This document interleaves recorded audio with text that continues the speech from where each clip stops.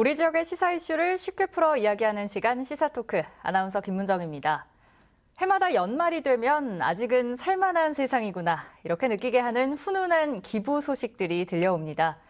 전주만 해도 얼굴 없는 천사의 선행이 어느덧 20년 넘게 이어지고 있고, 전국 도단위 지역을 통틀어 전북의 기부 참여도가 5번째에 이를 만큼 도민들의 기부를 향한 마음도 크다는데요. 그럼에도 여전히 많은 분들이 기부를 경제적 여유가 있는 사람들의 몫으로 생각하거나 혹은 연말 연시에만 하는 것으로 생각하고 있습니다. 그래서 오늘 시사토크에서는 기부와 관련해 평소 가졌던 궁금증들을 풀어보고 나아가 올바른 기부 문화 정착을 위한 과제는 무엇일지에 대해서도 이야기 나눠봅니다. 전북사회복지공동모금회 박용훈 사무처장, 전북사회복지사협회 이원식 회장, 그리고 최영호 변호사 세 분 함께합니다. 어서 오세요. 네, 반갑습니다. 예, 저도 해마다 연말이 되면 이웃돕기 성금 모금 방송을 하거나 혹은 기부 관련 소식들 많이 접하게 되는데요. 올해도 어김없이 사랑의 온도탑이 세워졌죠. 그런데 워낙 이 코로나 시국이 장기화된 데다 물가 상승도 계속되는 추세다 보니 이전만큼 옹정의 손길이 모아질 수 있을까, 이런 걱정도 좀 앞서거든요. 세 분 어떻게 전망하시는지 들어보겠습니다. 먼저 사무처장님 해주신다면요. 네. 이번 희망 2022 나눔 캠페인이 이미 지난 1일부터 시작이 되었습니다. 그래서 내년 1월 말까지 62일간 진행이 되는데요. 사실 캠페인을 준비하면서 저희가 많은 분들을 만나게 되거든요. 한 2달 정도 지역의 기업이라든지 또 기관단체장님들 두루두루 만나서 협조를 구하기도 했는데 녹록치만은 않은 것 같더라고요. 사실은 이제 기업들도 많이 지쳤고 또 시민들도 또 2년 차가 되다 보니까 코로나가 많이들 지쳐 있다는 걸 느낄 수 있었는데, 더군다나 또 이제 내년 3월이면은 그 대통령 선거가 있지 않습니까? 예. 이런 선거가 있다 보면은 아무래도 언론이라든지 또 국민들 관심사가 캠페인, 이웃돕기 캠페인에도 관심이 있긴 하겠지만은 또 선거에 또 많이 또 이렇게 몰입될 수도 있거든요. 이런 부분들을 보면은 사실은 올해가 이번 캠페인이 그렇게 환경은 좋지는 않은 것 같아요. 하지만 또 뭐 저희 전북 도민들 어떤 분들이십니까? 매년 그 어려운 가운데서도 나눔 운동을 이끌어 주셨던 분들이기 때문에 저희가 조금만 더 노력한다고 한다면은 이번도 또 좋은 결과가 있지 않겠는가 조심스럽게 예측해 봅니다. 예, 회장님 어떻게 생각하세요? 네, 작년에도 165도, 이제 100도를 초과 달성해서 165도까지 이렇게 달성한 전북 지역입니다. 그리고 전라북도는 농경을 기반으로 해서 기본적으로 공동체 의식이 매우 강한 우리 도민들의 어떤 DNA가 있지 않을까 하는 생각을 합니다. 특히 어려운 상황이 발생하면은 십시일반하고 나누는 우리 전라북도 도민의 따뜻한 나눔과 기부의 문화가 정착되어져 가고 있기 때문에 코로나 전국의 2년에 지금 어려운 소상공인의 어려운 처지에 있지만은 우리 도민들이 십시일반에서 충분히 올해의 어떤 목표 73억 5천은 달성하지 않을까 하는 생각이 듭니다. 예, 변호사님은 어떻게 전망하시나요? 지금 뭐 국세청 통계를 보면 이제 1999년도에는 기부금 총액이 한 3.9조 원이었어요. 근데 2009년에는 9.6조, 그다음에 2019년 한 14.5조 정도 되거든요, 총액이.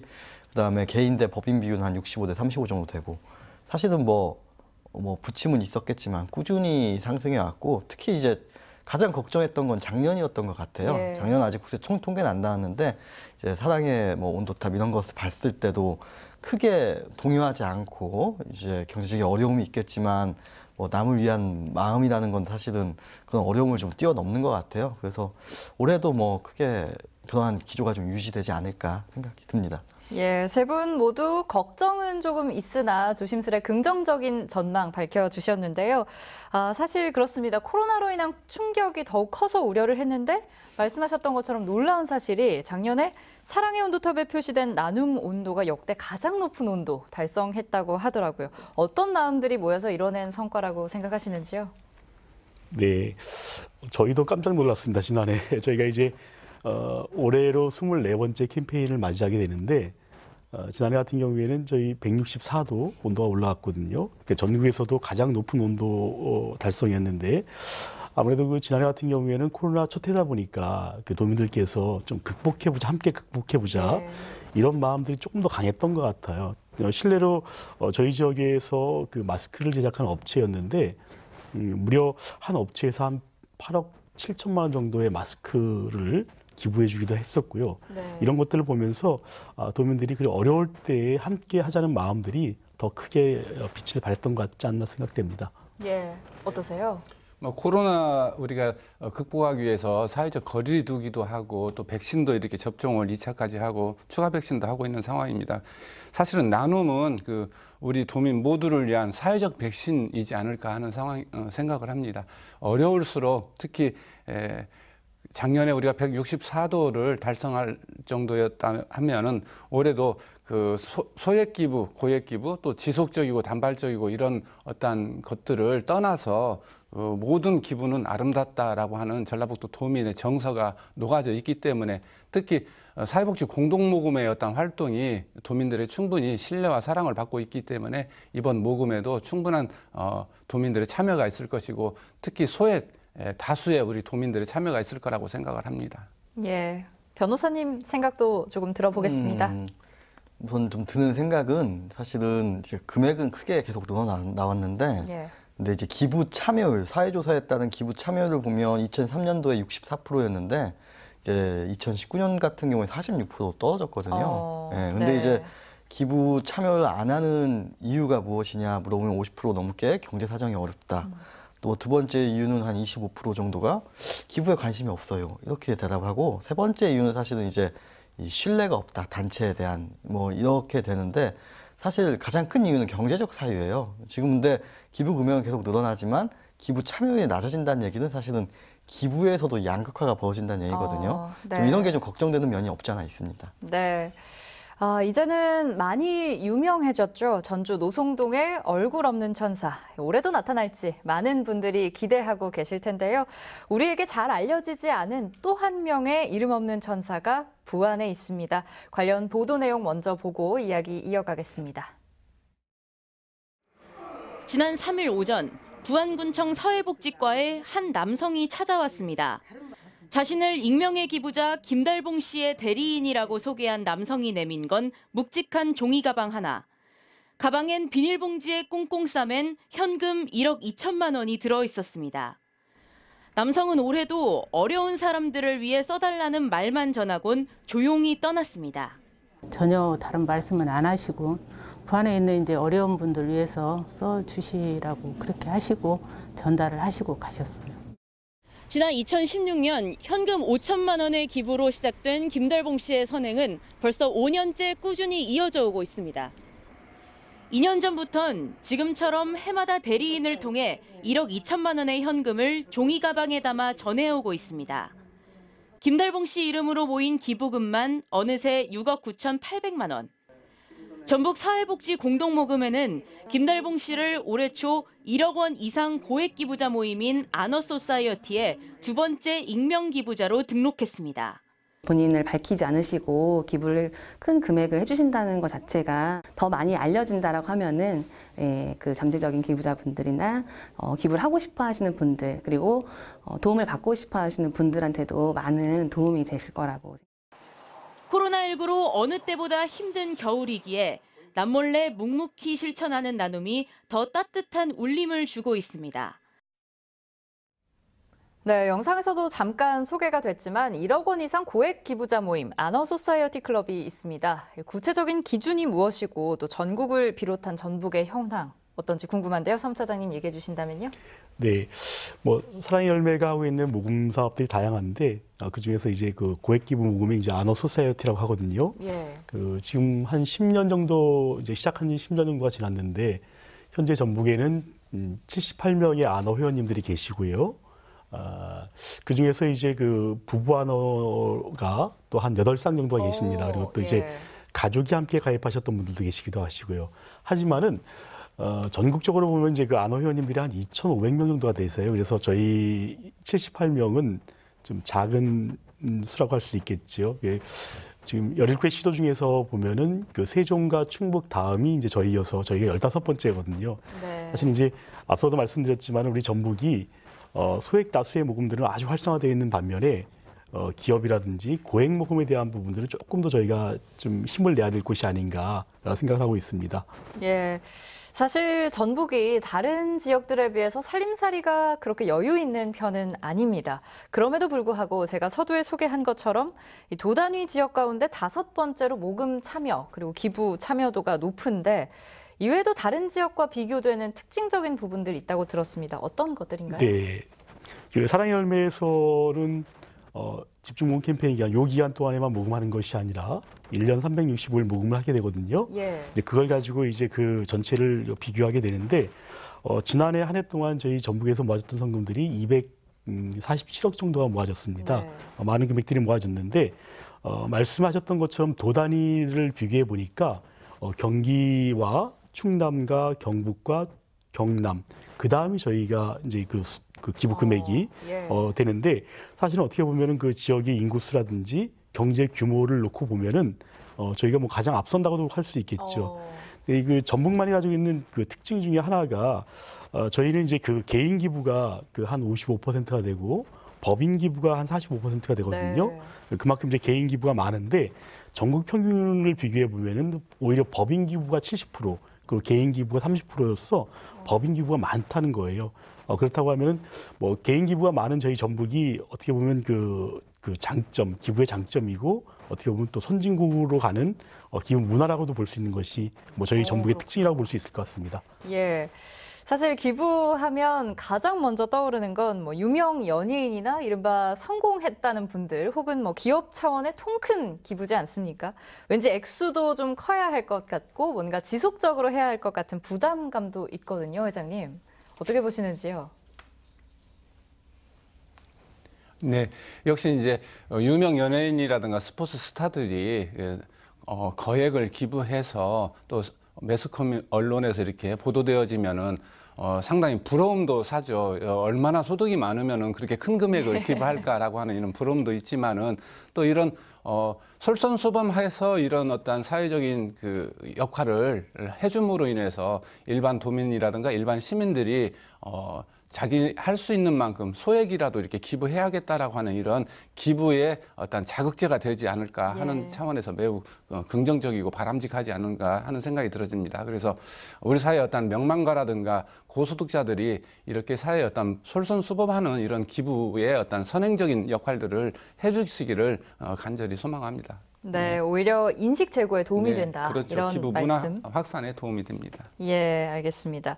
실제로 개인 기부 현황을 보면요. 소득 수준이 낮은 사람들의 소액 기부가 굉장히 높은 비중을 차지한다고 하던데 네. 이 두 분은 주변에서 이런 사례들 실제로 많이 보고 체감하시는지요, 소장님? 글쎄요. 이게 소득 수준과 그 기부의 연관성을 뭐 저희가 아주 구체적으로 검토해 보진 못했지만은 저희는 뭐 고액 기부보다는 소액 기부가 활성화된 건 맞습니다. 맞고 앞서도 이제 그 아너 소사이어티가 저희가 적다고 말씀드리지 않았습니까? 저희 전북이 예. 그런 반면에 지금 소액 기부로 할 수 있는 뭐 착한 가게라든지 그 이를테면 지금 코로나 상황에서 많이들 그 자영업자들이 어려움에도 불구하고 저희가 하루에 1,000원을 기부하는 운동이 있어요. 착한 가게라고 우리 한 달이면 한 3만 원 정도를 기부하는 운동인데. 네.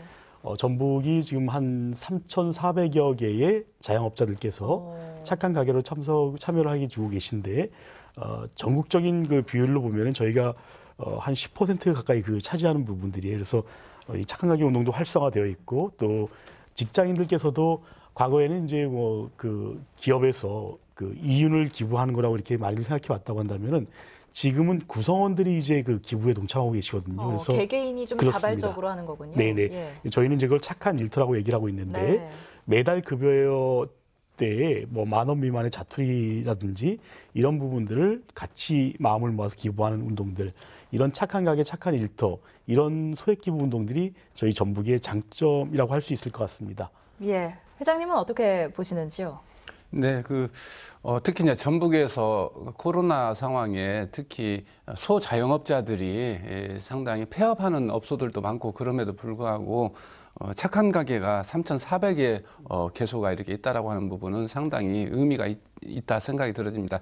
전국 규모를 본다 하더라도 전라북도의 이 착한 가게가 10%이기 때문에 도세라든가 전체적인 인구 규모라든가 이런 것을 봤을 때는 상당히 그 많은 어떤 소자영업자들이 십시일반에서 일일 1,000원씩 한 달에 3만 원, 4만 원 이 정도씩 이렇게 기부하는 업소가 많다고 하는 것은 매우 바람직하고요. 또 기업의 사회 공헌 활동이 있지만은 그럼에도 불구하고 착한 일터에서 본인의 어떤 급여의 일부를 모아가지고 이렇게 기부하는 행위라든가 또 한편은 우리 지역사회에서도 매우 어려운 처지에 놓여져 있는 뭐 장애연금을 받는다라든가 기초생활의 어떤 처지에 놓여져 있지만은 일부 금액 매우 작은 금액이지만은 이런 금액들을 모아서 조금씩 모아서 연말에 한 100만 원이라든가 이렇게 기부하는 이런 사례들을 보면은 전반적으로 우리 전북 지역에 기부에 대한 어떤 DNA 이런 어떤 부분들이 타 지역에 비해서는 상당히 광범위하게 확산되어져 있다 하는 생각이 들어집니다. 더 중요한 것은 이제 사회복지 공동모금회가 이렇게 모금하는 거에 있어서의 어떤 신뢰성과 또 배분에 있어서의 어떤 체감이 있기 때문에 지역사회에 소외되어진 사각지대에서 공동모금의 어떤 배분 사업으로 혜택을 보는 도민들의 어떤 사례들이 있기 때문에 이에 대한 부분들이 긍정적으로 작용하고 있지 않나 하는 생각이 듭니다. 예. 그런데요, 이 회장님, 우리가 기부라고 하면 보통 성금, 그러니까 현금 기부를 가장 먼저 생각하게 되잖아요. 그런데 이걸 물품으로 기부할 수 있는 방법도 있다고 들었습니다. 예. 네. 그 현물급여 실제로 많이 있지 않습니까, 시장님? 네, 우리 전라북도는 물론 이제 큰 기업이 있어가지고 그 기업에서 일정한 어떤 물량의 제품들을 기부하고 이런 어떤 사례들은 많지는 않지만은 그럼에도 불구하고 현물로서 이렇게 기부해줌으로 인해서 그런 기부되어진 부분들이 다 금전으로 환산되어져서 세제 혜택이라든가 여타 이런 사회공헌적 혜택을 다 볼 수 있기 때문에 실제로 이런 어떤 현물급여도 많고 특히 이제 지역이 농도이기 때문에 쌀 기부가 상당히 전라북도는 좀 많은 편이기도 합니다. 네. 그러면 저희가 현금과 현물 이제 두 가지를 다 모금을 하는 부분들인데 최근의 추세에는 현물 기부가 좀 많이들 늘고 있어요. 네. 지난해 저희 247억 중에서 대략 한 30% 정도, 한 79억, 71억 정도가 현물 기부였거든요. 그만큼 이제 현물에 대한 기부들이 늘어나고 있고 이런 현물 기부는 저희 사회복지 공동모금회뿐만이 아니라 지역사회에 있는 푸드마켓이라든지 우리 익산의 나눔 공간 지금 잘 활성화되어 있는데 이렇게 지역의 푸드마켓, 푸드뱅크를 통해서도 기부가 많이 이루어져서 오히려 어려우신 분들한테는 직접적인 도움이 될 수 있는 그런 좋은 기회라고 생각합니다. 예, 변호사님도 이에 대한 관련 의견 내주신다면요? 사실 이제 푸드뱅크 이런 게 생기면서 이 기부를 어떻게 처리할까라는 고민 때문에 만든 게 사실 식품 등 기부 활성화에 관한 법률이거든요. 예. 사실은 이제 기부를 했을 때 이제 식품이나 생활용품, 전자제품 같은 거에 대해서 가치를 따져서 거기에 대해서 이제 공제가 가능하도록 세금 공제가 가능하도록 하고 있고 또 추가가 된 게 있어요. 옛날에 이제 태안에 기름 유출됐을 때 많은 분들이 봉사활동을 갔잖아요. 이제 그 봉사활동을 간 것도 소득세법에 따라 가지고 시간당 특별 재난 지역에 대한 봉사활동은 시간당 한 몇만 원 계산을 해서 이것도 기부금으로 들어가도록 되어 있습니다. 예, 이런 기부나 나눔 아무래도 연말 연시에 몰리는 경향이 많죠.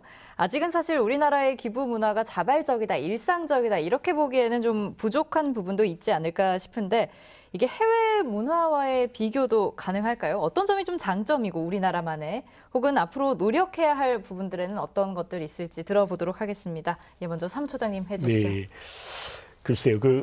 저희가 연말 연시 이렇게 집중 모금을 하다 보니까 아무래도 우리 국민들께서 연말 연시에 참여하는 비율이 높거든요.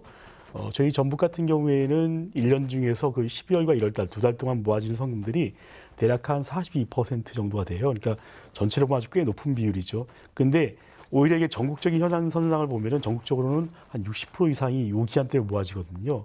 그나마 그래도 전북은 캠페인 기간 동안에도 성금을 많이 참여하지만 연중에도 참여하고 있다는 것들 이런 부분들 다시 한번 좀 말씀을 드릴 수 있겠고 계속 말씀드리는데 저기 연중 모금 같은 경우에는 금방 우리 회장님께서 말씀 주셨던 것처럼 착한 가게라든지 착한 일터라든지 다양한 방법으로 이렇게 성금에 참여할 수 있는 방법들이 있습니다.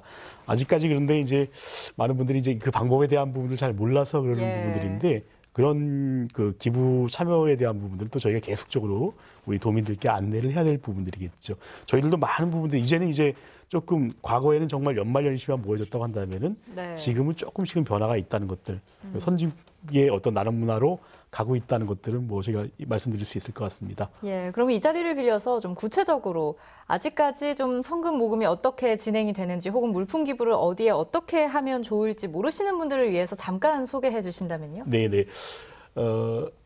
그 사랑의 열매를 통해서 성금을 기부하는 방법도 있지만은 사실은 저희 사랑의 열매 말고도 우리 지역사회 곳곳에는 그 모금하는 전문기관들이 많이 있거든요. 또 사회복지 시설기관들도 성금들을 모금하기도 하고요. 그래서 그 각각이 필요한 곳에 성금을 기부할 수 있는데 아무래도 뭐 대표적인 그 나눔의 바로미터는 또 연말연시 이렇게 사랑의 온도탑이지 않습니까? 예. 사랑이 지금 달고 있는 사랑의 열매이기도 하니까 이 기간 동안에는 저희 사랑의 열매를 통해서 좀 마음을 모아주시면은 이 모았던 성금들이 그대로 다 우리 도민들 어려운 도민들께 전달될 계획입니다. 지금 캠페인 기간 동안에는 우리 그 방송사를 통해서도 성금 접수 창구가 마련되어 있기도 하고요. 또 이외에도 그 읍면동 행정복지센터에도 지금 그 성금 접수 창구 다 마련되어 있거든요. 가까운 데 가셔서 이렇게 성금을 참여할 수도 있겠고 지금처럼 이제 코로나19의 어떤 비대면 사회였을 때에는 저희가 QR코드 모금을 따로 또 하고 있어요. 예. 각 시군마다 QR코드를 만들어서 QR로도 모금할 수 있고 또 온라인 간편 결제를 통해서도 성금에 동참할 수 있으니까요. 이번 캠페인 기간 동안에 우리 도민들께서 조금만 더 같이 정성을 나눠줬으면 감사하겠습니다. 예, 좋습니다.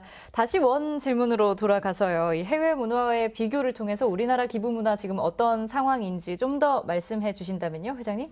네, 이제 서구 선진 국가들은 이제 이런 어떤 기부 문화 또 내지는 사회복지 역사가 오래됐기 때문에 그런 역사 속에서 국민들의 어떤 기본 생활이라고 하는 부분들은 사회보장 체제 내에서 어느 정도 해결이 되어지고 있습니다. 그리고 이제 우리도 이제 복지국가, 보편적 복지국가 이런 어떤 시대의 흐름 속에서 복지의 어떤 영역의 국가 역할들이 확장되어졌지만 그럼에도 불구하고 이제 복지 사각지대가 있기 때문에 이런 사각지대에 행정적으로 재정적으로 미치지 못하는 곳들을 사실은 이렇게 기부를 통해서 또 공동모금회가 배분 사업을 통해서 상당 부분 커버를 하고 있거든요. 이런 어떤 부분에서 본다면은 근본적인 어떤 제도가 보완되어지면 우리 어떤 기부의 어떤 형태라든가 또 기부의 사용처라든가 우리가 사회활동 기부에 관련된 사회활동의 범위들이 좀 달라질 거라고 생각을 합니다. 예를 든다면 제3세계 국가의 어떤 분쟁 지역이라든가 또 난민 지원이라든가 이런 어떤 국제적인 차원에서 우리 경제 규모에 걸맞는 어떤 세계인으로서 역할 이런 어떤 기부와 활동으로 이렇게 확장되어질 텐데 물론 이제 우리 사회에서도 그런 부분에 역할들을 하고는 있습니다만은 이제 우리도 선진국화 되어져 가고 있는 길을 걷고 있다. 저는 그렇게 생각을 합니다. 예, 변호사님께서도 사실 이렇게 오실 때 통계 자료라든지 많이 조사하고 공부해 오시잖아요. 좀 더 첨언해 주실 게 있으시다면요? 이제 사실은 이 기부에 관련해서 미국식이 있고 유럽식이 있는데 미국 같은 경우에는 굉장히 기부 문화가 활성화돼 있어요. 사실 근데 유럽 같은 경우에는 그걸 세금으로 인한 사회 안정망에 확충을 하기 때문에 기부 문화가 사실 미국보다 좀 덜한 경향이 예. 있고요. 그래서 이런 게 사실은 미국의 그 선진국 간에서도 미국식과 유럽식이 좀 차이가 있다는 좀 말씀드리고 그다음에 세계 기부 지수라는 게 있어요. 이제 한 130개 국가에 대해서 설문조사를 통해서 기부에 관한 어떠한 의사를 보는 국민들의 인식을 보는 거죠. 한 3가지 질문을 해요. 기부 경험, 봉사활동 경험, 그다음에 낯선 사람을 도와준 경험.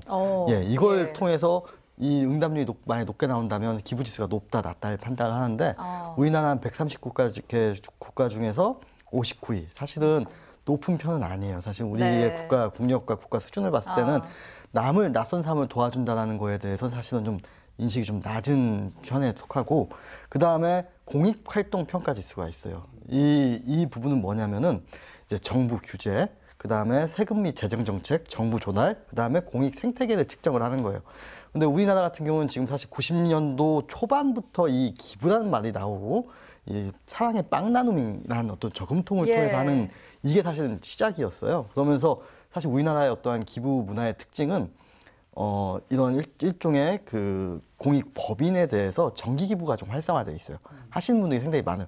이런 단체들도 정기 기부를 유도를 해서 이 정기 기부를 많이 해서 정기 기부율이 굉장히 높은 편에 좀 독특한 문화라고 평가를 하더라고요. 이 독특한 면이 있는데, 근데 가장 우리나라가 지금 안 되고 있는 게 뭘 꼽냐면은 이 공익평가 지수를 하는 단체에서 세금 문제를 꼽아요. 다른 나라 같은 경우에는 기부금을 만약에 하면은 거의 100%를 세제 혜택을 주는데 우리나라는 사실은 법인 15%, 개인 10%거든요. 그 다음에 이 기부 단체에 대한 정부 규제가 너무 복잡하고 어렵다. 예, 그 법률 규정을 너무 까다로워서 알기 어렵다라고 평가해서 사실은 이런 세제와 규제 문제에 있어서는 좀 낮은 평가를 받고 있습니다. 그렇다면 이 세제와 규제 문제가 조금 해결이 된다면 사실 국민들로서는 굉장히 기부를 위해서 굉장히 노력하고 있다는 그런 평가를 받는다. 이렇게 해석을 해봐도 될까요? 예, 제가 봤을 때는 나쁘진 않은 것 같아요. 지금 굉장히 좀 잘 유지되고 있다는 생각을 좀 듭니다. 예. 예.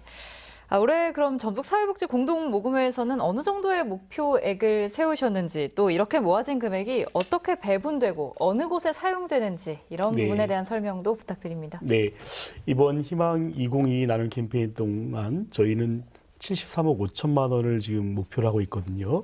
그 73억 5천만 원이 다 달성이 됐을 때 저희는 이제 나눔 온도가 100도가 됐다고 얘기하는 부분들인데, 예. 오늘 아침에 보고 보니까 한 6도 정도 나눔 온도가 올라갔더라고요. 네. 네. 저희는 이제, 저희 지역에서 모았던 성금들은 그대로 다 우리 전북에 있는 어려운 이웃과 사회복지 현장으로 전액 배분이 되어지고 있고요. 지난해 보니까 대략 한 그 중앙모금회를 통해서 한 47억 정도를 저희가 또 추가적으로 내려받았습니다. 그래서 모아진 것보다도 더 많은 금액들을 우리 지역에 있는 어려운 이웃들에게 나눌 수 있다는 장점을 저희가 가지고 있습니다. 그래서 뭐 그런 부분들은 우리 도민들께서 믿고 맡겨도 괜찮을 것 같고요. 이렇게 모아졌던 성금들은 저희도 이제 늘 말씀드리는 게 모금은 기술인데 배분은 좀 예술이라는 표현을 좀 쓰기도 하거든요. 예. 제가 즐겨 하는 말인데 예, 정말 멋있는 표현인 것 같습니다. 그만큼 배분이 좀 어려운 부분들이거든요. 근데 이런 배분들은 저희 사무국에 있는 직원들 몇몇이 결정하는 것이 아니라 우리 옆에 계신 그 이원식 회장님처럼 그 각계의 전문가분들이 배분과 실행위원님들로 구성이 되어 있어요. 그래서 그분들께서 상시 오셔서 주요한 배분 사업들을 결정하시는데 뭐 서류만 가지고 결정하시는 것이 아니라 현장도 나가보시기도 하시고 또 면접도 해보시기도 하시고 다양한 부분을 통해서 우리 그 도민들께서 주셨던 성금들이 정말 투명하고 효율적으로 쓸 수 있게끔 그렇게 노력들을 많이 하고 계시거든요. 이렇게 모아졌던 성금들은 정부로부터 지원을 충분히 받지 못하는 사회복지 현장에 프로그램이라든지 또 기능 보강이라든지 또 일테면 소규모 시설 같은 경우에는 또 운영비까지도 저희가 이 도민들 성금으로 지원이 되기도 하고요. 또 어려운 개인들 같은 경우에는 저희는 이제 중위소득 100% 미만의 그 어려운 개인이라고 보고 있는데 그분들에게는 수시로 생계비라든지 의료비라든지 또는 재난지회복급이라든지 이런 부분들을 저희가 지원을 해드리고 있어요. 이 부분들은 이제 도내의 읍면동 복지센터에 가면 사회복지 전담 공무원들이 다 계시거든요. 그분들께서 지역사회 어려운 분들을 발견하셔가지고 물론 정부가 지원해 줄 수 있는 방법이 있다고 한다면 그걸 먼저 지원해 드릴 것이고요. 그렇게 못하는 복지 사각지대에 있는 분들이 있을 때에는 항상 저희들한테 그런 이제 신청을 해 오시거든요. 그래서 연중 수시로 저희가 그 지원을 하고 있다는 것들 말씀드리겠습니다. 예, 말씀하신 대로 이 복지 사각지대를 찾아서 정말 절실한 분들에게 도움이 되는 것, 그게 바로 기부를 하는 분들의 뜻이자 또 관련 단체들, 일선에 있는 사회복지 관계자분들의 역할일 텐데요. 요즘 같은 코로나 시국 특히나 경제가 또 어렵지 않습니까? 더 좀 힘에 부칠 것 같다. 전문가이신 분들조차도 힘에 부칠 것 같다. 이런 생각도 드는데 회장님 어떻게 보세요? 네. 말의 취지를 제가 잠깐 이해를 잘 못했는데요. 일단은 어쨌든 공동모금회에 모금되어진 이런 금액들이 어떻게 배분되어지느냐라고 하는 이런 일단 배분의 시스템들이 사실은 투명하게 이루어지고 있고 또 이 배분 분과 실행위원들은 사회 각계각층과 특히 사회복지의 전문가들이 함께 참여해서 현장에서의 어떤 배분 욕구들 배분에 관련되어져서 어떤 그 요구들을 다 심사하고 면접하고 또 현장까지도 이렇게 방문하고 해서 배분이 이루어지고 있습니다. 그리고 이렇게 배분이 이루어지는 것들은 실제 우리 전라북도 도민들의 사회복지 어떤 사각지대라고 놓여져 있는 곳에 우리 도민들의 어려움들을 사실 보듬고 그런 문제를 해결하는데 매우 긍정적으로 기능을 하고 있기 때문에 우리 사회복지 공동모금회를 믿고 배분하는 이런 어떤 지역 주민들의 우리 도민들의 어떤 의식들이 좀 더 높아지기를 저도 바라고 또 그만큼 신뢰도를 높이기 위해서 많은 노력을 하고 있기 때문에 사실 저는 큰 문제가 없다라고 생각을 합니다. 예. 또 더불어서 아까 이제 세금 문제도 말씀을 했습니다만은 우리가 이제 정치자금법에 의해서 10만 원까지는 세액공제가 되어지는데 공동모금에 어떤 기부하는 것도 세액공제 최소한 5만 원 정도 이렇게 추진하면 어떨까 하는 생각도 들어집니다. 예, 네. 좋습니다. 그럼에도 불구하고 사무처장님도 어려움이 있으시죠? 네네. 아무래도 이제 그 코로나 상황이다 보니까 어려운 분들을 직접 저희가 대면할 수 있는 상황이 아니기도 예. 하고요. 결국은 이제 사회복지 현장에 저희는 이제 성금들을 모아서 그 지원하는 기관들을 좀 지원하는 입장이다 보니까 현장에서의 애로 사항들은 참 많다는 얘기를 들었었어요. 대면할 수 없는 부분들 또 이를테면은 뭐 무료급식을 해드리려고 하더라도 어쨌든 만날 수가 없는 그런 상황이다 보니까 그래서 빨리 저희도 이제 이 코로나 상황이 조금 더 종식이 됐으면 좋겠다는 이제 사회복지 종사자의 한 사람으로서 그런 열망을 가지고 있고요. 네, 그렇습니다. 네. 변호사님도 혹시 좀 생각해 보신 부분들이 있는지? 아마 이제 그런 생각이 들어요. 사실은 사회복지 공동모금회는 법률 단체거든요. 법률로서 단체고 사실 우리가 이제 기부하는 단체라는 건 아까 제가 그 기부금 총액을 말씀드렸잖아요. 그 기부금, 그러니까 세금에서 기부금으로 분류가 돼서 기부할 수 있는 곳이 많이 나눠져 있는데 뭐 학교도 있을 수 있겠고 이런 사회복지 공동모금회도 있을 수 있겠고 그 외에 기타 많은 공익법인 재단 같은 데 있어요. 뭐 기부를 목적으로 만든 재단도 있고 그렇지 않은 재단도 있겠지만 그다음에 종교도 있고 이런 여러 가지가 있는데 사실 근데 이런 순수 기부 목적으로 만들어진 데에 대해서 사실은 가장 좀 생각이 드는 거는 불신이에요. 사실 뭐 사회복지 공동모금에도 뭐 한 10년 전쯤에 한번 운영비 관련해서 뭐 횡령했다, 뭐 딴 데 썼다, 유용했다, 뭐 어디 뭐 유흥주점에 갔다 이런 뉴스를 본 적이 있을 거예요. 사실 좋은 일을 했다라는 건 사실은 기억에 하나도 안 남아도 나쁜 일을 했다라는 건 기억에 너무 강렬하게 남는 거죠. 그래서 아마 모금에 있어서 어떠한 자극적인 기사로 인한 모금에 인한 어려움이 있을 거고 배분 문제에 있어서 사실 이건 쉽진 않아요. 사실 가장 큰 어떠한 이 취지, 이러한 기부 단체의 취지는 아까 제가 유럽식과 미국식 얘기했지만 국가의 어떠한 단일 시선으로 해결할 수 없는 사각지대를 해결하는 거거든요. 국가가 못 본 곳을 보는 게 사실 여러 단체들, 사회복지 공동모금회뿐만 아니라 그 외에 기타 여러 단체들이 사실은 각자의 시선으로 각자가 볼 수 있는 곳을 봐서 그 문제를 해결하는 거거든요. 사실 근데 특히나 사회복지 공동모금회에서 큰 단체 같은 경우에는 어려움이 많을 거예요. 이걸 어떻게 나눠도 누군가는 뭐 형평에 반한다, 소외받았다라고 이의제기도 할 수 있고 그럴 것 같은데 사실 제가 이제 배분위원으로 제 동료들이 좀 가서 이렇게 위원으로 가 있는 경우가 있더라고요. 이게 뭐 하고 있나 보고 물어보면은 엄청 힘들어요. 일도 되게 굉장히 많고, 뭐 하여튼 굉장히 노력하고 계시다 이런 생각이 좀 들더라고요. 말씀하신 것처럼 이제 뭐 경기 불황으로 인한 시민들의 팍팍한 살림살이도 사실 기부에 영향을 주겠지만 기부 단체에 대한 신뢰 문제도 있습니다.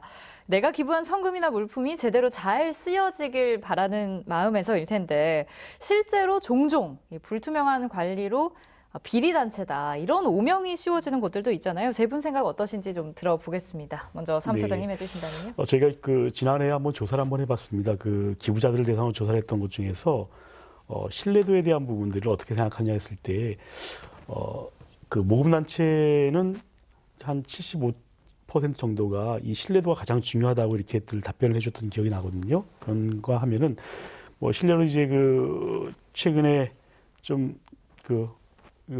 연예인 중에서도 좀 이제 불미스러운 일이 있었던 걸로 알고 있는데 이런 보도들이 나올 때 되면은 사실은 모금을 하는 저희 그 모금 기관들은 정말 그 힘든 일이 아닐 수 없습니다. 이럴 때 따라서 저희도 저희 스스로도 조금 더 투명하려고 노력을 더 해야 될 것이고 뭐 저희 사랑의 열배 같은 경우에는 이제 매년 국정감사라든지 또 감사원 감사, 또 복지부 감사를 받고 있기도 하지만은 이런 감사가 중요한 것 같지는 않아요. 이런 감사는 감사하지만은 내부에서의 어떤 자정에 대한 노력들 이런 예. 것들이 더 필요할 것 같은데 뭐 저희는 그래서 시민참여위원회라고 해서 분기별로 한 번씩 그 기부자 대표 또 우리 배분받는 분들의 대표 또 시민사회단체의 대표 이런 분들을 모셔서 분기에 한 번씩 저희가 하고 있는 일들에 대해서 좀 점검을 받기도 하고 뭐 이런 점검 노력들, 자정 노력들을 좀 하려고 노력을 하고 있습니다. 네. 예, 회장님 의견도 들어보겠습니다. 네, 그 사회복지 현장에서도 뭐 새해망 씨앗의 회장의 어떤 기부금 횡령 사건이라든가 이런 어떤 과거에 이런 불미스러운 사건들이 있었습니다. 뭐 이런 어떤 사건들이 있기 때문에 모금 기관에 대한 어떤 정부의 규제는 사실은 필요한 것이고 이것이 이제 모금업법에 의해서 일정 금액 이상의 어떤 모금은 법적 제재를 받는 이런 어떤 부분들이 사실은 필요합니다. 결국에 이런 어떤 불미스러운 사태가 나타나면 모금에 참여하는 우리 시민들의 어떤 불신이 증가하고 과연 내가 그 모금에 참여한 이 금액들이 제대로 쓰여질까라고 하는 이런 어떤 염려들이 있기 때문에 이런 불신이 결국에 사회적인 개개인들의 어떤 참여도를 낮추고 그 부정적인 어떤 기부 문화에 영향을 미친다 이렇게 생각을 합니다. 그렇기 때문에 이런 어떤 불신들을 해소하고 투명하게 운영하기 위한 어떤 규제, 특히 이제 사회복지 공동모금회는 법적 기관이기 때문에 모금도 전 광범위하게 이렇게 하지만은 배분이 더 중요하기 때문에 이 배분에 있어서 어떤 신뢰성들을 확보하기 위한 절차들과 또 이것에 대한 평가들이 엄정하게 이루어지고 있다라고 생각을 합니다. 그래서 가장 신뢰할 수 있는 곳은 역시 공동모금의 어떤 그 배분과 모금 이 사업을 모두 우리가 잘 지켜보고 참여하기를 바라는 마음입니다. 예, 변호사님, 이 진정한 기부 선진국으로 가기 위해서는 이런 시민들의 알 권리를 충족시키는 것 역시 반드시 필요한 과정이라고 보여지는데요. 어떠세요? 사실 이제 여러 문제들이 계속 생기니까 이거에 대해서 기부금법에서는 사실은 계속 이제 그 정보 공개를 강화하는 추세예요. 원래는 자산 5억 원, 연간 수익 금액 3억 원 이상인 단체들에 대해서만 이제 결산 서류 등을 공시하도록 했다가 지금 작년에는 이걸 바꿔서 전체 어떠한 기부금 단체들에게 이 공시 의무를 밝히고 공시 의무를 두고 있거든요. 예, 그러니까 홈페이지에 기부한 홈페이지에 반드시 게시하고 이거에 대해서 누구든지 접근 가능하도록 되어 있는데 뭐 사실 우리가 가장 중요한 건 내가 만약 기부했을 때 이 기부금이 제대로 쓰여 있는가, 쓰고 있는가에 대한 의구심을 해결해야 되는 거거든요. 너무나 당연히 사실은 그런 부분들을 투명하게 공개하도록 해야 됩니다. 예. 아까 잠깐 얘기해 주셨지만 비슷한 맥락에서 최근에 한 가수가 거짓 암투병으로 후원금을 받은 사실이 알려지기도 했고요. 뭐 제보나 미담이 각종 SNS를 통해 퍼져서 모금한 성금이 알고 보니까 사기였다 이러면서 피해를 호소하는 사람들도 있습니다. 비영리 단체를 통한 장기 후원과는 또 다른 성격인 이런 단발성 후원. 다시 돌아보고 좀 생각해 볼 여지가 있을 것 같은데 어떠신가요? 사무처장님. 네. 글쎄 좀 안타까운 일이죠. 예. 특히나 이제 그 캠페인을 앞두고 그런 일들이 이제 그 언론에서 회자가 될 때 앞서도 말씀드렸지만은 그 사회복지를 하는 저희들은 참 어려운 일들이 아닐 수 없습니다. 네. 또 그런 모습들을 보면서 시민들께서도 불신에 대한 부분들이 커질 수도 있기도 하고요. 그래서 뭐 이 부분들은 저희 스스로도 좀 자정 능력이 더 필요하겠다. 물론 뭐 잘한다고 얘기를 듣고 있지만은 그것보다 저희가 더 투명하게 운영을 해야 되겠다는 것들을 뭐 다시 한번 좀 되새기게 됩니다. 예. 네. 회장님 생각도 들어보겠습니다. 네. 기부에 참여하시는 분들이 나의 기부가 어느 목적으로 정확히 쓰여졌으면 좋겠다라고 하는 이런 어떤 부분의 기부도 있습니다. 그래서 이런 지정기탁 기부 이런 부분들도 우리 공동모금회에서 충분히 두고 있기 때문에 본인이 원하는 곳에 쓰일 수 있도록 일정한 금액들을 지정해서 지정해서 기부하는 이런 어떤 부분들을 활용했으면 좋겠다는 생각도 듭니다. 예.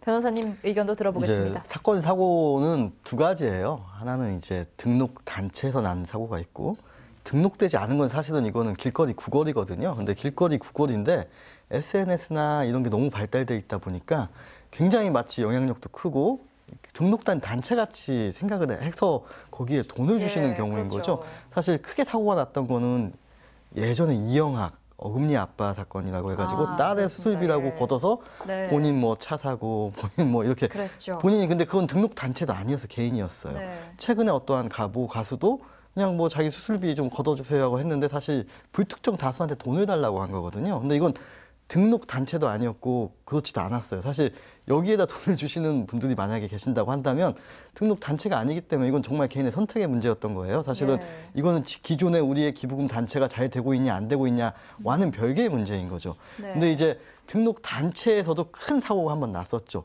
본인들은 뭐 결시가동도 없고 뭐 좋은 일 하겠다고 했는데 한 100억을 넘게 걷어서 한 2억 정도 주고 나머지는 본인들 뭐 차 사고 집 사고 예. 뭐 요트 사고 호화 파티했다라고 해가지고 큰 사고가 한번 났었던 적이 있었고 그 다음에 사실 또 큰 사고는 사실 박근혜 정부 때 K스포츠재단, 미르재단 이런 경우가 국가에서 기업들한테 후원 기부금을 받아가지고 사적 목적으로 유용을 그 재단 예. 자체에 유용을 했다라는 거예요. 사실 이런 것들이 사실은 기부금을 등록 단체에다 낼까 말까를 고민을 하시게 되는 방법이 될 수 있는데 사실 자기가 기부는 하고 싶은데 어디다 낼지 모르겠다라고 한다고 한다면 아까 이제 사회복지 봉등모금회는 법률상 단체고 공공기관이기 때문에 감사원 감사, 국정감사도 받는 단체예요. 네. 그렇기 때문에 사실은 뭐 최소한 어디다 기부는 하고 싶은데 어디다 될지 모르겠다 할 때는 사실 사회복지 공동모금은 가장 좀 네. 적합한 대안이지 않을까 싶습니다.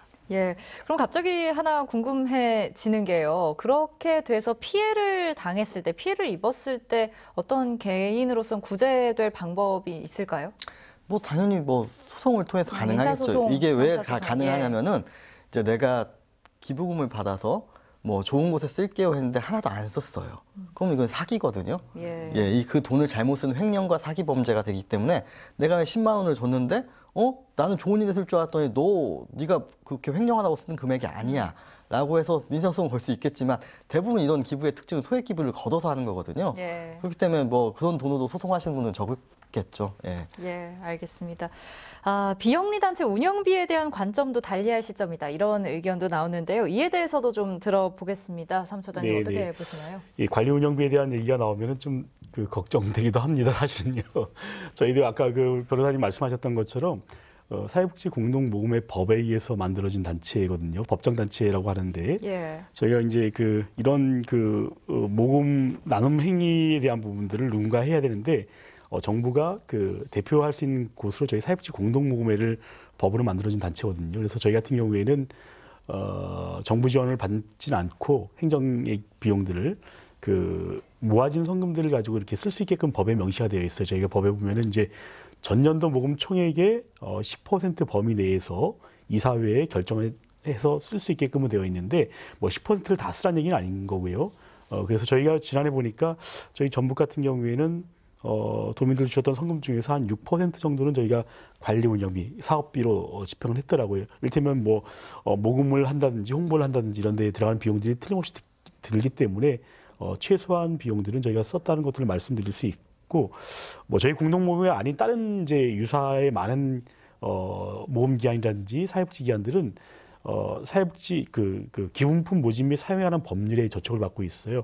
저희는 이제 특별법에 의해서 공동모금회 법에 의해서 이렇게 받고 있지만 그래서 다른 단체 같은 경우에는 제가 알고 있기로는 아마 15% 범위에서 모금된 재원 중에서 관리 운영비, 사업비로 쓸 수 있는 걸로 알고 있습니다. 뭐 가능한 한 주셨던 성금들이 그대로 다 전달되면 되게 좋긴 하겠지만은 사실은 정부 지원이 없는 이런 모금 기관들 단체들의 입장에서는 더 많은 또 성금들을 모금을 하고 더 잘 배분하려고 한다면은 아주 조금은 좀 쓸 수밖에 없는. 예. 네. 회장님은 어떻게 보세요? 네. 말씀하신 대로 기부금을 관리하고 이것을 운영하는 것은 이제 모금단체의 기본 필수 사항이에요. 근데 이제 이 부분의 적정 비율의 비용들을 어떻게 쓰느냐, 그리고 이 쓰여진 비용들에 대해서 관리가 제대로 되느냐, 이런 것들이 이제 중요하기 때문에 공동모금회는 다른 어떤 기관들보다 더 적은 비용으로 관리 운영비를 효율적으로 사용하고 있다. 저는 그렇게 알고 있습니다. 예, 더욱 투명하고 철저하게 하고 네, 있다. 이런 네. 뜻으로 알아듣겠습니다. 변호사님 생각도 들어볼게요. 사실 운영비에 대해서 굉장히 처장님께서 굉장히 조심스럽게 얘기하세요. 예. 기부를 하면서 아니 너 월급 주려고 내가 기부하는 거 아닌데 너 그런 식으로 뭐 니네들 직원들 월급만 가져가는 거 아니냐 내가 기부했을 네. 때 이런 사실은 의구심을 좀 가질 수 있거든요. 근데 사실 처장님 너무 조심스럽게 얘기하지만 당연히 이건 필요 경비예요. 필요 운영비고 이 부분에 대해서는 뭐 너무나 당연히 사실은 너무 과다하게 어떠한 운영비가 지급되는 건 문제일 수 있겠지만 적정 운영비 지급되는 걸 가지고 당연히 이건 예, 뭐라고 할 수 있는 부분은 아니라고 보여집니다. 네. 최근 한 프로그램에요. 게임기를 사려고 3년간 모은 용돈으로 달걀을 기부해서 실천한 그런 기부를 실천한 어린이가 화제였는데요. 물론 각 가정에서 부모님들의 역할도 굉장히 크겠지만 보다 많은 이들에게 이 기부 접근성을 높이려면 기부 교육이 또 어릴 때부터 체계적으로 이루어져야 할 것 같은데 회장님 어떻게 보세요?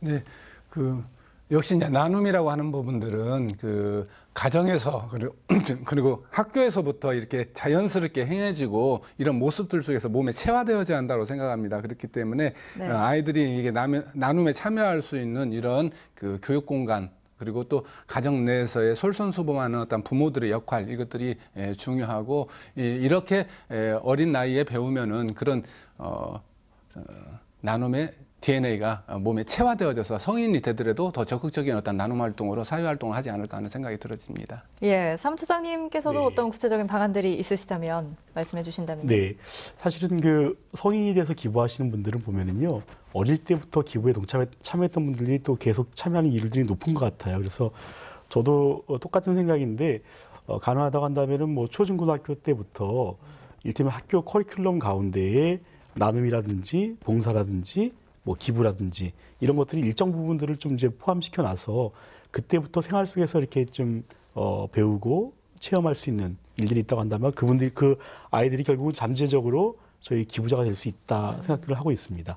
예, 변호사님. 사실 우리 기부의 금의 가장 큰 어떤 비중을 차지하는 종교 부분이거든요. 근데 사실 종교에 좀 편향돼 있다고도 좀 볼 수 있고요.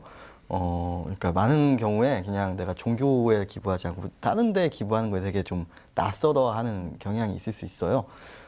사실 근데 해외에서 보면 기부의 사유 중 가장 큰 이유는 사회적 책임이거든요. 본인이 왜 기부하냐 물어봤을 때 사회적 책임 때문에 기부한다. 세금 외에 내가 또 다른 어떠한 책임을 다하기 위해서 한다는 거거든요. 그런 부분에 있어서는 사실 그런 책임을 길러준다는 건 어떠한 선진 민주 시민으로서의 어떤 기본 소양 교육 중에 하나라고 보여져요. 그런 저도 좀 부족하지만 그런 교육이 좀 필요하겠죠. 예. 예, 어쩌면 이런 교육들을 좀 미리부터 받았더라면 더욱 더 활성화되지 않았을까 기부가 이런 생각이 듭니다. 그래서 이 액수가 많든 적든 관계없이 또 중요한 게 이 기부자가 존경받는 사회 분위기를 확산하는 것도 좋은 방안이 아닐까 싶은데요. 사무처장님 어떤 노력들이 필요할까요? 네네. 앞서도 이제 계속 말씀 나눴지만 그 세제 혜택에 대한 부분들은 뭐 필수적으로 좀 더 확산이 돼서 기부하셨던 분들이 사실은 세금 혜택 때문에 기부하는 건 아니긴 하겠지만은 그걸 통해서 이렇게 예우해줄 수 있는 방법도 있기도 하겠고요. 또 자치단체라든지 이런 곳에서 기부자에 대한 각종 포상이라든지 이런 부분도 하나의 예우의 방법일 수 있다는 생각이 들고요. 네. 또 이를테면은 그 자치단체가 운영하는 이 다양한 사업들 가운데 기부자분들을 초대하는 방법들, 이를테면 주요 행사 때 초대해서 이분들이 정말 우리 지역에 가장 존경받는 분들이라는 것들을 자긍심을 심어줬을 때 그분들이 기부에 동참할 수 있는 동기부여가 되지 않겠는가 생각이 들거든요. 네. 예.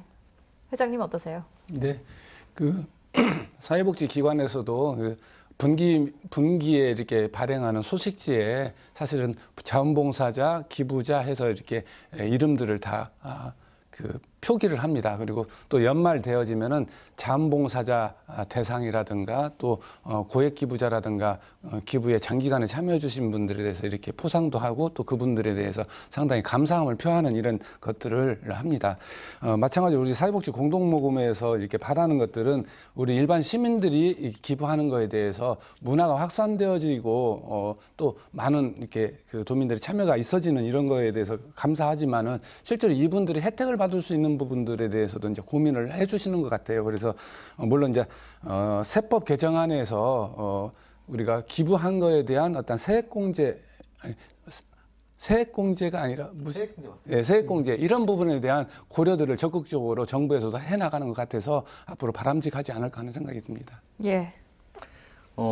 사실 이제 아까 기부금 얘기했을 때 그 개인 기부금이 국세청 통계상 줄었던 때는 딱 한 번 있어요. 2014년에서 그때 박근혜 정부에서 이제 고소득자의 세금을 좀 더 걷겠다라고 하면서 한 행위 중에 하나가 뭐냐면은 소득공제에서 세액공제로 바꿨을 때 그때 한 해 딱 유일하게 이제 기부금액이 줄었거든요. 사실은 이 기부금에 있어서 이 세법상의 어떠한 공제제도가 미치는 영향력이 굉장히 커요. 예. 사실 근데 이제 고액 소득자의 어떠한 자발적 기부, 그러니까 나는 국가에 세금을 낼 수도 있겠지만 내가 원하는 곳에 기부해서 이게 사용이 되었으면 바라는 마음이 있기 때문에 더 큰 금액을 할 수도 있는 부분이 있거든요. 사실 그런 부분에 있어서 지금 우리가 기부를 바라보는 정부의 시각이 좀 담겨 있는 것 같아요. 그렇기 때문에 좀 그런 부분들, 자발적으로 내가 어느 곳에 기부를 하겠다. 사실 이거 이 기부금의 가장 중요한 어떠한 제도적 뒷받침은 사실은 세금 제도라고 볼 수 있거든요. 그래서 그런 부분들이 좀 바뀌어야 되지 않을까. 예. 이 세금 얘기를 하니까 궁금해지는 게 기부를 했다가 세금 폭탄을 맞았다. 이런 기사도 한때 많이 회자가 됐었거든요. 이 세법이나 행정 규제가 기부에 친화적이지 않다. 이런 지적도 나오는데 이 부분에 대해서도 해주실 이야기가 있을까요? 이제 두 건이 있어요. 한 건은 2000년대 초반에 김구 선생님의 차남인 김신 전 공군 참모총장인데 이분 같은 경우는 해외 대학에 본인의 어떠한 그 재산을 42억 원을 기부했던 건데 여기는 기부금 단체가 아니야. 해외 대학은 너는 그거는 그냥 증여이기 때문에 증여세를 내야 돼. 예. 라고 했던 게 사실은 이 사건인 거고 두 번째 사건은 이제 수원 교차로 사건이에요. 이분은 기부금 단체인 교육재단인 아주대학교에 본인의 교차로에 있는 수원 교차로에 주식을 기부를 했어요. 근데 여기 별 문제 없을 것 같죠. 근데 예. 여기서 문제는 뭐냐면은 그 기업의 의결권 있는 주식 5% 이상을 취득한 경우에는 5% 이상 분에서는 또 증여세를 내야 돼요. 의결권 있는 주식은 이거는 네가 순수한 증여 목적이 아니라 이건 네가 의결권을 줘서 기업의 어떠한 소유권을 넘긴 거다라고 봐가지고 했던 거죠. 근데 이제 사실은 그 김신 전 참모총장님 같은 경우에는 이제 세액이 좀 줄긴 했어도 소송까지는 이르지 않고 그냥 본인들이 세금 납부하겠다고 해서 끝났고 두 번째 소금교차로 사건 같은 경우에는 이거는 그런 의도 목적이 아니기 때문에 그런 과세는 위법하다라고 결론이 났어요. 사실 이런 경우에 어떤 법에는 사실 맞아 보여요. 국세청의 법에는 맞는 과세를 한 것 같지만 사실 이 의도나 목적에 있어서 크게 좀 잘못된 어떤 판단이 있었던 걸로 보이거든요. 그래서 이런 데는 좀 개정이 좀 필요해 보이는 부분입니다. 예. 작은 선행이 일으킨 불씨, 우리는 아마 올 연말에도 그리고 앞으로도 우리 사회를 훈훈하게 데울 다양한 기부 소식들을 접하게 될 텐데요. 모든 사람들의 선한 의도가 꼭 필요한 곳에서 빛을 발하고 또 그 빛으로 더 많은 사람들이 일상을 풍부하게 꾸려갈 수 있는 아름다운 기부 문화가 자리 잡길 기대해 봅니다. 오늘 시사토크 여기서 마칩니다. 함께해 주신 여러분 고맙습니다.